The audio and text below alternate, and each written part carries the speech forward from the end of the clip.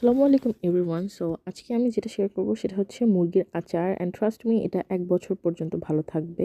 So ফার্স্টে আদার paste, রসুনের paste, এরপর পরিমাণ মতো লবণ, একটু টেস্টিং সল্ট দেওয়াই যায়, জিরা বাটা, হলুদের গুঁড়া, এরপর মরিচের গুঁড়া দিয়ে ভালো মতো মিক্স করে নিব।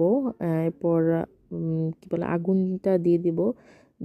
এরপর হালকা মিক্স ভালো মতো করে এটার ভিতরে গরম পানি দিয়ে দিতে পারি, ঢাকনা দিয়ে দেবো, সেদ্ধ না হওয়া পর্যন্ত সিদ্ধ করতে থাকবো। অ্যান্ড ভালো মতো দেখবো যাতে মানে এটা যখন সিদ্ধ হবে তখন যেন এটার ভিতরে কোনো পানি না থাকে, কারণ যেহেতু এটা আচারের ভিতরে পানি রাখা যাবে না। মানে সিদ্ধ হয়ে গেলে হ্যাঁ এরকম পুরা শুকায় ফেলবো আমরা। শুকায় ফেলে একটা বাটিতে উঠাই নেব, কারণ ওই সেম প্যানের ভিতরেই রান্না হবে। ও যারা আমার মতো হোস্টেলে থাকেন এটা বানিয়ে নিতে পারেন। এরপর সরিষার তেল দিয়ে নিলাম, গরম মশলা, শুকনো মরিচ, তেজপাতা এগুলো দিয়ে হলে এরপর আস্ত রসুন ছিলায় নেওয়া ওগুলো দিব। বেশি রসুন দেওয়া যায়, আমার অনেক রসুন পছন্দ তাই আমি বেশি রসুন দিছি। অ্যান্ড ঝাল কম খাই তাই ঝালের জন্য মরিচ কম দিছি। এরপর হ্যাঁ ওই যে ফ্রাই করা ওই চিকেনগুলো দিয়ে দিব।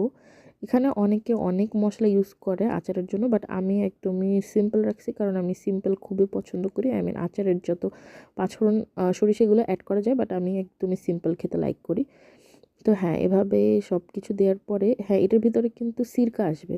সিরকা না আসলে এটা ১ বছর ভালো থাকবে না। আর হ্যাঁ অবশ্যই মাঝে মধ্যে এটা ওভেনে বা গরম রোদের ভিতরে একটু শুকাতে মানে জাস্ট রাখলেই হবে। আর এটার ভিতরে যেহেতু সিরকা দিছি টেস্টটা ব্যালেন্স করার জন্য বিট লবণ, চিনি এগুলো অ্যাড হবে। আর হ্যাঁ আলহামদুলিল্লাহ টেস্ট অনেক ভালো ছিল।